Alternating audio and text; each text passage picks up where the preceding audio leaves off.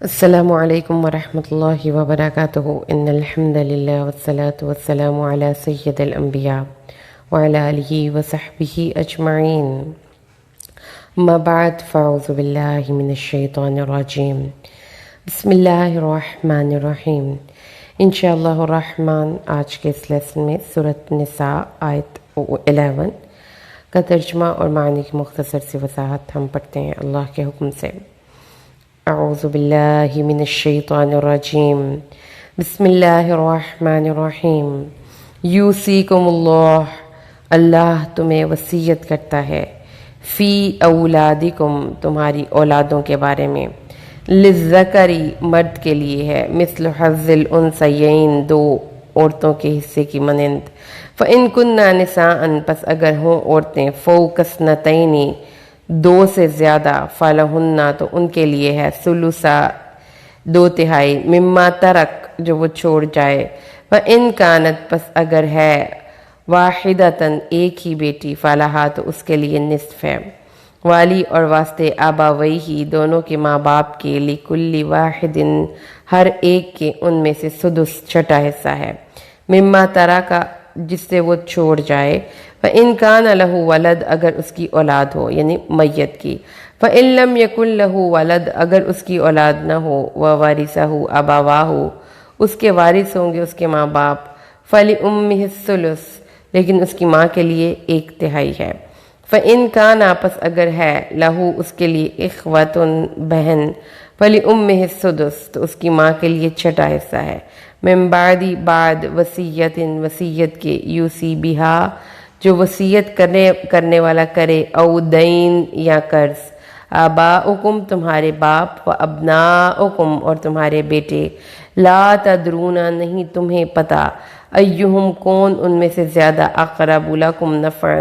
تمہارے نفع کے قریب ہے، فریضۃ من اللہ اللہ کی طرف سے فریضہ ہے، ان اللہ اللہ تبارک و تعالی بے شک کانا ہے، علیما حکیما علم رکھنے والا حکمت والا۔ اعوذ باللہ من الشیطان الرجیم بسم اللہ الرحمن الرحیم یوصیکم اللہ فی اولادکم للذکر مثل حظ الانثیین فإن کن نساء فوق اثنتین فلہن ثلثا مما ترک فإن كانت واحدة فلها النصف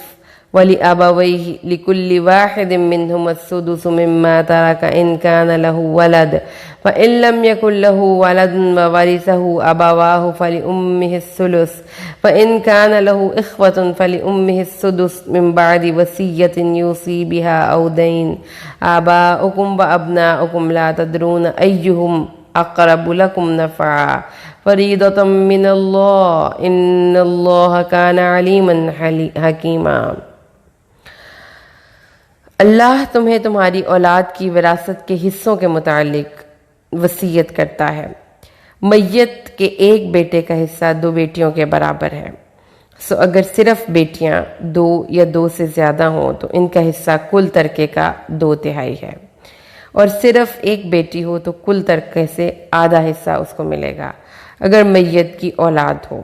تو اس کے ترکے سے اس کے ماں باپ میں سے ہر ایک کو چھٹا حصہ ملے گا۔ اگر میت کی اولاد نہ ہو اور صرف ماں باپ ہی وارث ہوں تو ماں کا حصہ تیسرا ہے اور باقی سب باپ کا۔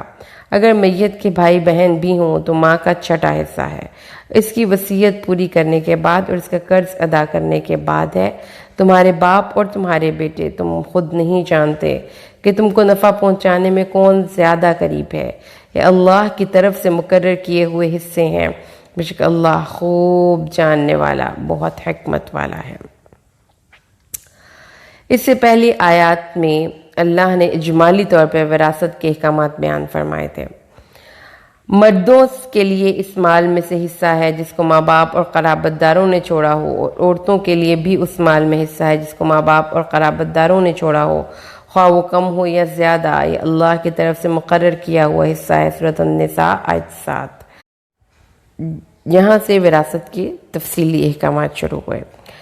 وراثت کے احکامات میں اللہ نے اولاد کے ذکر سے احکام شروع فرمائے، کیونکہ انسان کا سب سے زیادہ تعلق اپنی اولاد کے ساتھ ہوتا ہے۔ کیونکہ رسول صلی اللہ علیہ وسلم کی حدیث بھی ہے، امام بخاری نے روایت کیا مسعود بن مخرمہ سے کہ رسول صلی اللہ علیہ وسلم نے حضرت فاطمہ کے بارے میں فرمایا کہ یہ میرے جسم کا ٹکڑا ہے۔ اولاد میں آپ کے جینز بھی منتقل ہوتے ہیں اور اولاد کے اندر آپ کی وراثت بھی منتقل ہوتی ہے۔ تو اولاد کئی صورتوں میں وارث بن سکتی ہے۔ ایک صورت تو یہ ہے کہ جب ایک بندہ مرے اس کے ماں باپ بھی زندہ ہوں اور اولاد بھی ہو۔ دوسری صورت یہ ہے کہ ایک بندہ مرے تو اس کی اولاد صرف اس کی وارث ہو، یا تو بیٹے اور بیٹیاں ہوں یا دونوں ہی ہوں، یا بیٹے ہوں یا بیٹیاں ہوں یا پھر دونوں ہوں۔ اگر میت نے بیٹے اور بیٹیاں دونوں چھوڑے ہیں تو اس کے حکم میں یہ ہے کہ اللہ نے اس کا حکم اس آیت میں بیان فرمایا کہ ایک بیٹے کو دو بیٹیوں کے برابر حصہ ملے گا، یعنی اللہ نے اصل بیٹی کا رکھا ہے کہ بیٹی کو جو حق ملے گا اسے ڈبل بیٹے کو ملے گا۔ اگر بیٹا اور ایک بیٹی ہے تو تمام جو بھی ہے ترکہ اس کے 3 حصے ہوں گے، ایک حصہ بیٹی کو اور 2 حصے بیٹے کو ملیں گے۔ اسی طریقے سے دوسری صورت یہ ہے کہ میت کے ماں باپ بھی زندہ ہوں۔ جب میت کے ماں باپ بھی زندہ ہوں اور بیوی بھی ہو تو پھر یہ ہوگا کہ ماں اور باپ کا حصہ بیوی کا حصہ نکالنے کے بعد جو بچ جائے گا وہ بچوں میں تقسیم ہوگا، یعنی بیوی کا 8واں حصہ، ماں کا چھٹا اور باپ کا چھٹا۔ تو جب میت کے پیرنٹس کو حصہ ملے گا تو اس میں ایک عورت کا اور ایک مرد کا آدھا نہیں ہوگا۔ یہ بیٹیوں کے حوالے سے ہے کہ بیٹیوں کو باپ کے ترکے میں سے بیٹوں کو ڈبل ملے گا اور بیٹی کو سے ہاف ملے گا۔ لیکن اگر پیرنٹس ہیں تو وہ دونوں سمپل چھٹے چھٹے حصے کے حقدار ہیں اس صورت میں جب میت کے بچے بھی زندہ ہیں اور اس کی زوجہ بھی ہے۔ اصحاب الفرائض کو جو دینے کے بعد جو کچھ بھی بچے گا وہ سب اس کی اولاد میں تقسیم کر دیا جائے گا۔ اس کے بعد رسول صلی اللہ علیہ وسلم کی بھی حدیث ہے کہ جو حصے تقسیم ہو جائیں اس کے بعد جو بچ جائے وہ اس میں اصحاب الفرائض میں تقسیم کرنے کے بعد عصبہ کو دے دیا جائے، یعنی کہ اس مرد کو جو کہ میت کے سب سے قریب ہے۔ تو اس صورت میں آپ دیکھیں کہ سم ٹائمز ایسا ہے کہ اولاد اس کے ترکے میں بھی وارث بنتی ہے اور پھر عصبہ میں بھی وارث بنتی ہے۔ صورت نمبر 3 یہ ہے کہ میت میں صرف بیٹیاں ہوں، 2 یا 2 سے زائد، تو ان دونوں کو 2 ثلث ملیں گے، یعنی اگر پوری جائیداد کے 3 حصے کیے جائیں تو 2 حصے ان کو ملیں گے اور ایک حصہ عصبہ کو یعنی کہ قریبی مرد کو مل جائے گا جو بھی اس میں حیات ہے۔ اگر صرف ایک بیٹی ہو تو پوری جائیداد کا ہاف اور ہاف عصبہ کو، یعنی اس کا جو بھی قریبی رشتہ دار ہے مرد کی طرف سے، اس کے باپ کی طرف سے، تو اس میں یہ اور باقی اصحاب الفرائض کو مل جائے گا۔ اگر میت کے صرف بیٹے ہوں تو وہ تمام مال کے وارث ہوں گے اور ان کے درمیان مال برابر تقسیم ہوگا۔ اگر بیٹوں کے ساتھ اور بھی ہوں، مثلا بیٹیاں بھی ہیں تو ماں باپ بھی ہیں، تو پھر ان سب کو دینے کے بعد جو بچے گا وہ تمام مال بیٹوں کو دے دیا جائے گا۔ اچھا، ایک اور چیز ہے یہاں پر، وہ یہ ہے کہ مرد کو عورت سے دگنا حصہ دیا گیا۔ اس کے بارے میں بھی بہت سی جو لبرل ہماری خواتین ہیں ان کو تھوڑی سی پریشانی ہوتی ہے کہ کیوں عورت کو ڈیگریڈ کیا گیا۔ ایکچولی یہ ڈیگریڈ نہیں ہے، یہ فائنینشلی کچھ عورت کو اللہ نے جب ایگزمپشن دی ہے فائنینشیل برڈن سے اور مرد کو زیادہ رسپانسبلٹی دی ہے فائنینشلی، تو اس میں پھر یہ چیز ہمیں ذہن میں رکھنی چاہیے کہ بے شک کہ آج بھی ان دا 21st سینچری عورتیں اگرچہ کہ بہت کام کر رہی ہیں but still they are not that smart کہ وہ اپنی پیسے کو کیسے گرو کریں گی، کیسے وہ پیسے سے پیسہ کمائیں گی۔ وہ پیسوں کے حوالے سے ابھی تک عورت مرد کے انڈر کام کر رہی ہے، محتاج ہے، اور اس کی وجہ یہ بھی ہے کہ مرد کے اوپر فائنینشیل برڈن ہے، وہ بے خوف و خطر گھر سے باہر نکل سکتا ہے، اور اس کے علاوہ یہ ہے کہ اس کے ساتھ کوئی اس طرح سے آپ کہہ لیں کہ فزیکل برڈنز بھی نہیں ہے، لائک اگر عورت ہے تو اس کو پریگننسی بھی ہوتی ہے، اس کو ڈیٹس بھی آتی ہیں، اس طرح سے اس کی جو ایک جسم کی اپنی ریکوائرمنٹ ہے وہ بھی اس کو تھوڑا سا ریسٹرکٹ کرتی ہے کہ بہت فریلی وہ کوئی کام کر سکے۔ اس کے علاوہ آپ تو یہ تو آن دی ریکارڈ بات ہے کہ عورت کو اگر گھر سے نکلتی ہے تو اس کو اس کی عزت کی حفاظت کی خطرات ہیں بہت زیادہ، تو اس لیے پھر اللہ تعالیٰ نے عورت کو بیسیکلی اس ذمہ داری سے ایگزمپشن دے دی کہ وہ کاروبار کرے، وہ اپنے پیسے سے پیسہ کمائے، وہ دوسروں کے اوپر خرچ کرے۔ اگر عورت کرتی ہے تو یہ اس کی اپنی مرضی ہے، لیکن اللہ تبارک و تعالیٰ نے اس کو صنف نازک ہونے کی وجہ سے اس بات کو بالکل بھی ہمیں اس طرح سے نہیں لینا چاہیے کہ عورت کا حصہ آدھا کیوں ہے اور مرد کا ڈبل کیوں ہے، کیونکہ آپ سمجھیں کہ عورت کو ذمہ داری ہی آدھی دی گئی ہے۔ تو اگر آپ اس کو ایک جاب سے انالوجی لیتے ہیں نا، تو جاب میں جس کو کام کم دیا جاتا ہے، جس کو برڈن کم دیا جاتا ہے، تو ہم کہتے ہیں کہ اس کے لیے جاب ریلیکسنگ ہے۔ تو یہ ریلیکسنگ جاب ہے عورت کے لیے کہ وہ اپنے ترکے کو لے، اس کو استعمال کرے، اس کو کھائے پیے، لیکن اس کو کسی پہ خرچ نہیں کرے گی۔ لیکن مرد جو بھی لے گا اس کو تو اوبیسلی خرچ کرنا پڑے گا۔ تو اس لیے کچھ چیزیں آپ کو اپنے ذہن میں سوچ کر اس کے بعد، مطلب سب سے پہلے جب آپ کو میڈیا یا کوئی بھی بندہ ایسی تصویر دکھاتا ہے تو فوراً ریئیکشنری ہونے کی بجائے وہاں پر تھوڑی دیر کے لیے رک جائیے اور سوچئے کہ کیا واقعی حقیقت ایسی ہی ہے جیسے دکھائی اور بتائی جا رہی ہے، کہ حالات اس سے تھوڑے سے ڈیفرنٹ ہیں۔ تو اس چیز کو اللہ نے کہا کہ مرد، اور یہ نہیں ہے کہ ہر عورت کا، مثلا اگر میت کی بیوہ ہے تو اس کا حق بالکل ڈیفرنٹ ہے۔ اگر میت کی مدر ہے تو وہ اپنے ہسبینڈ کے مطابق حصہ پائے گی، ٹھیک ہے۔ یہ صرف بیٹیوں اور بیٹوں کے حصوں کی تقسیم کی بات ہے کہ بیٹیاں ہاف پائیں گے اور بیٹے اسے ڈبل پائیں گے۔ اس کے بعد یہ چیز ہمیں یہ سمجھا دینے کے بعد اللہ نے آگے فرمایا، اگر میت کی اولاد ہو تو ماں باپ کا ترکے میں سے چھٹا حصہ ہے، اور اگر میت کی اولاد نہ ہو تو پھر سارے مال کے وارث والدین ہوں گے، لیکن تقسیم ویسے ہی ہوگی، باپ کو ڈبل ملے گا اور ماں کو سنگل ملے گا۔ تیسرا حصہ والدہ کے لیے ہے، اور اگر میت کے بہن بھائی بھی ہوں تو ماں کا حصہ چھٹا ہے، بھائی کا حصہ اور بہن کا حصہ ملنے کے بعد چھٹا حصہ ماں کا، چھٹا حصہ باپ کا، اور پھر بھائی اور بہنوں کو دینے کے بعد باپ کو پھر مل جائے گا جو بچ جائے گا اسبہ کے طور پر۔ اچھا، اولاد کا اطلاق آپ کو پتہ، یوصیکم اللہ فی اولادکم، اللہ اولاد کے بارے میں تمہیں وصیت کرتا ہے۔ تو اولاد کا اطلاق بیٹی اور بیٹے دونوں پر ہوتا ہے۔ اگر میت کی اولاد ہو تو 3 صورتوں میں ہو سکتی ہے، ماں باپ اور ساتھ ہی ساتھ ایک یا ایک سے زیادہ بیٹے، تو ماں باپ میں ہر ایک کو چھٹا حصہ ملے گا، اور پھر اس کے بعد بچوں میں بیٹوں میں تقسیم ہو جائے گا۔ دوسری صورت ماں باپ، تیسری صورت یہ ہے کہ میت کی ایک بیٹی ہو اور ماں باپ ہوں، تو بیٹی کو نصف اور پھر ماں باپ کو ہر ایک میں سے چھٹا حصہ ملے گا،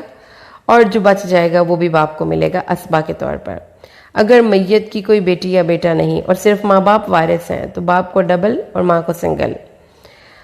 اگر میت کے بھائی بہن بھی ہوں تو ماں کو چھٹا حصہ ملے گا، اور پھر والدین اور چھٹا حصہ ملے گا، اور والدین کے احوال میں تیسرا حال یہ ہے جس میں میت نے والدین کے ساتھ اپنے بہن بھائیوں کو بھی چھوڑا ہو، تو اس میں اتفاق یہ ہے کہ ایک بھائی یا بہن ماں کے تہائی حصے میں ہی شریک ہوں گے، اس کے بعد باپ کو حصہ مل جائے گا۔ اچھا، اس کے بعد اللہ نے فرمایا ہے کہ یہ اب اس کو آپ نے دھیان سے پڑھ کے سمجھنا ہے، کیونکہ اس کو سمجھنا ہے ہم نے صرف اس کو سننا نہیں ہے۔ اس کے بعد اگلی جو آیت کا حصہ ہے اس میں اللہ نے فرمایا کہ یہ سارے حصے وصیت کی تقسیم ہونے کے بعد اور قرض کی ادائیگی کے بعد بروئے کار لائے جائیں گے۔ لہٰذا جب اگر اتنا قرض ہے میت پر کہ وہ سارا اس کے ترکہ اس کے قرض کی ادائیگی پر چلا جاتا ہے تو کسی حصے دار کو کوئی حصہ نہیں ملے گا۔ اسی طریقے سے اگر قرض ادا ہونے کے بعد 1/3 تک وصیت پوری کرنے میں مال خرچ ہو جاتا ہے تو بھی اس کے ورثاء کو نہیں ملے گا۔ ورثاء کو کب ملے گا؟ جب اس کی وصیت پوری ہو جانے کے بعد اور قرض کی ادائیگی کے بعد جو بچ جائے گا وہ تقسیم کیا جائے گا۔ قرض کی ادائیگی وصیت پر مقدم ہے، اور اللہ تعالیٰ نے یہ بات فرمائی ہے، ان اللہ یأمرکم ان تؤدوا الامانات الی اہلہا، اللہ تم کو حکم دیتا ہے کہ امانتوں کو اس کے اہل کے سپرد کر دو۔ قرض بھی ایک امانت ہے، اسی لیے رسول صلی اللہ علیہ وسلم نے قرض ادا کرنے کا حکم دیا وصیت کی ادائیگی سے پہلے۔ وصیت کی ادائیگی سے پہلے رسول صلی اللہ علیہ وسلم نے قرض کی ادائیگی کا حکم دیا۔ قرض کے بارے میں بھی چونکہ قرض کا ذکر آ گیا ہے تو ہم تھوڑا سا احادیث کی ریفرنس میں، احادیث کی روشنی میں قرض کے حوالے سے جو ہم نے احادیث ہیں وہ پڑھ لیتے ہیں، کیونکہ قرض رسول صلی اللہ علیہ وسلم قرض سے بہت زیادہ، قرض سے پناہ مانگا کرتے تھے۔ آپ صلی اللہ علیہ وسلم ہر نماز میں یہ دعا مانگتے تھے، اللہم انی اعوذ بک من عذاب القبر واعوذ بک من فتنة المسیح الدجال واعوذ بک من فتنة المحیا وفتنة الممات اللہم انی اعوذ بک من المأسم والمغرم۔ اے اللہ میں عذاب قبر سے، زندگی اور موت کے فتنوں سے تیری پناہ مانگتا ہوں، دجال کے فتنے سے تیری پناہ مانگتا ہوں، اللہ میں تیری پناہ گناہوں سے اور قرض سے مانگتا ہوں۔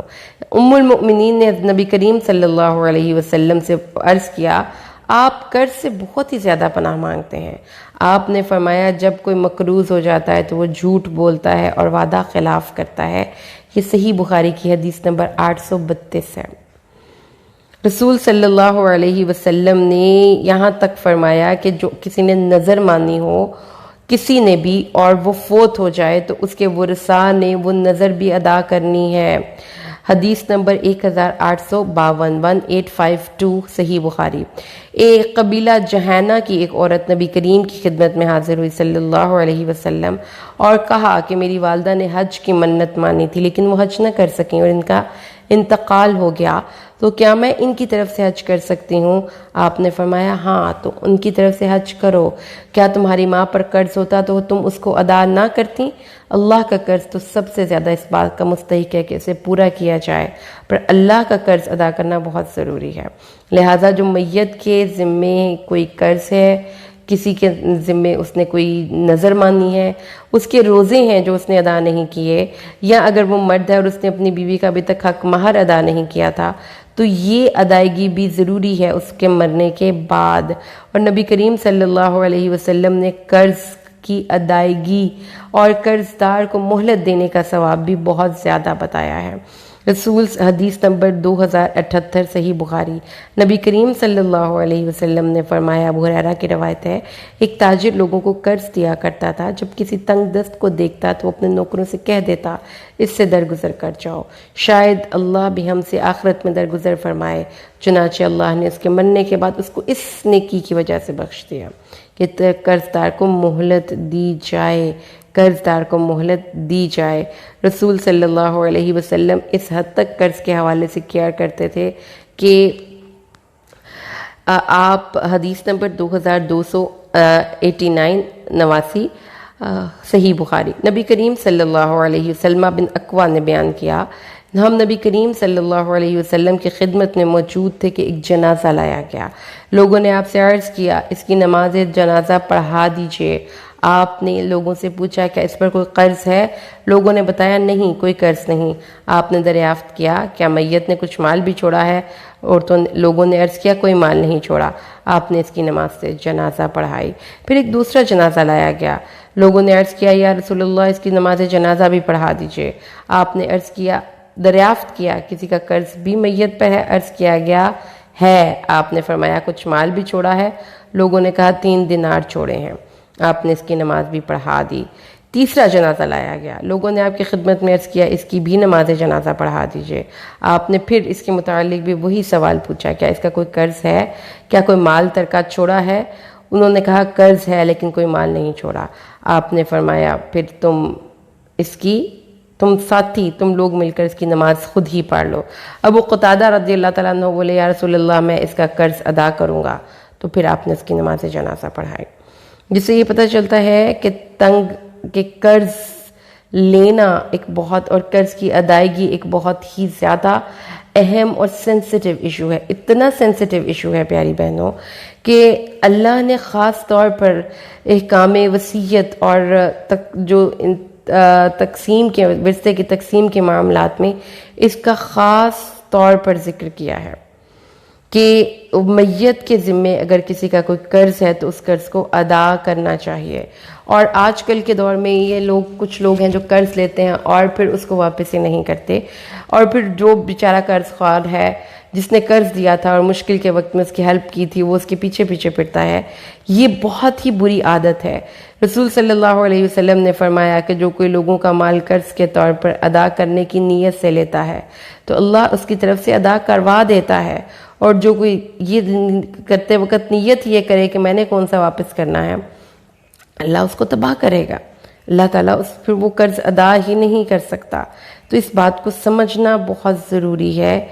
کہ رسول صلی اللہ علیہ وسلم نے بتایا کہ قرضوں کا ادا کرنا اتنا اہم ہے کہ آپ نے فرمایا کہ اگر میرے پاس احد پہاڑ کے برابر بھی سونا ہوتا تب بھی مجھے یہ پسند نہیں تھا کہ میں 3 دن سے زیادہ اس کو اپنے پاس رکھتا سوائے اس رقم کے جو میں نے قرض کے طور پر کسی سے لی تو میں اس کو واپس کرنے کے لیے رکھ چھوڑوں۔ تو یہ چیزیں اپنے ذہن میں رکھنی چاہیے کہ قرض لینا اور قرض دینا یہ ایک ظاہر ہے کہ ضروری چیزیں ہیں، زندگی میں ہمیں کبھی کبھی لینا بھی پڑ سکتا ہے، لیکن قرض کی ادائیگی the very first priority آپ کے پاس ہونی چاہیے، کیونکہ رسول صلی اللہ علیہ وسلم نے یہ فرمایا ہے کہ قرض جس نے لیا اس کو چاہیے کہ ادا کرے، ایٹ دا سیم ٹائم جس سے قرض لیا اس کو چاہیے کہ نرمی کرے۔ ایک شخص کا انتقال ہوا اور اسی قبر میں اس سے سوال ہوا، کیونکہ یہ حدیث نمبر 2391 صحیح بخاری کی میں حدیث آپ کو پڑھ کے سنا رہی ہوں، حذیفہ سے روایت ہے۔ ایک شخص کا انتقال ہوا اور اس سے قبر میں سوال ہوا کہ تمہارے پاس کوئی نیکی ہے؟ اس نے کہا میں لوگوں سے خرید و فروخت کرتا تھا اور جب کسی پر میرا قرض ہوتا تو میں مالداروں کو مہلت دیتا اور تنگ دست کو معاف کر دیتا۔ اس پر اللہ نے اس کی بخشش کر دی۔ رسول صلی اللہ علیہ وسلم نے یہ بہت بڑی نیکی بتائی ہے کہ تنگ دست کے قرض کو معاف کر دیا جائے، اور جو دوسرا ہے جو کہ مالدار ہے اس سے قرض لینے میں آسانی کی جائے، لیکن جس کے ذمہ قرض ہے وہ اگر ٹال مٹول کرتا ہے تو وہ ظلم کرتا ہے۔ رسول صلی اللہ علیہ وسلم نے فرمایا کہ جس کے ذمہ قرض ہے وہ ادا کر دے، اور قرض ادا کرنے کی بہت بڑی فضیلت ہے، اور رسول صلی اللہ علیہ وسلم نے اس سے اللہ کی پناہ مانگی ہے، جیسا کہ ہم نے حدیث میں پڑھا ہے کہ آپ صلی اللہ علیہ وسلم اللہ سے پناہ مانگتے تھے کہ اللہ مجھے قرض کے عذاب سے اللہ تیری پناہ مانگتا ہوں۔ آپ ہر نماز میں یہ دعا مانگتے تھے، اللہ میں گناہ اور قرض سے تیری پناہ مانگتا ہوں، اللہم انی اعوذ بکا من المأثم والمغرم۔ تو ان سے پوچھا اتنی پناہ کیوں؟ آپ نے فرمایا جب کوئی آدمی مقروض ہوتا ہے تو جھوٹ بولتا ہے اور وعدہ خلافی کرتا ہے۔ اس لیے پیاری بہنوں، آج کے لیسن سے جو ہم نے پڑھا وہ یہ ہے کہ میت کے مرنے کے بعد جو اس کے ترکہ ہے وہ تقسیم کس طریقے سے ہوگا، اور ایٹ دا سیم ٹائم نے یہ چیز بھی پڑھی کہ قرض کی ادائیگی ایک بہت ہی امپورٹنٹ ایشو ہے، لہٰذا اللہ سے اس تک دعا مانگیں کہ اللہ تمام جتنے بھی مقروض لوگ ہیں ان کے قرض ادا کرنے کا اپنی طرف سے کوئی سبب لگا دے، اور یہ کہ قرض کی ادائیگی ایک بہت ہی زیادہ سینسٹیو ایشو ہے۔ اللہ سے دعا کریں کہ اللہ ہمیں قرآن کو سمجھ کر پڑھنا اور اس پر عمل کرنا آسان کر دے، آمین۔ بارک اللہ لی ولکم بالقرآن الحکیم ونفعنی وإیاکم بالآیات والذکر الحکیم۔ السلام علیکم ورحمۃ اللہ وبرکاتہ۔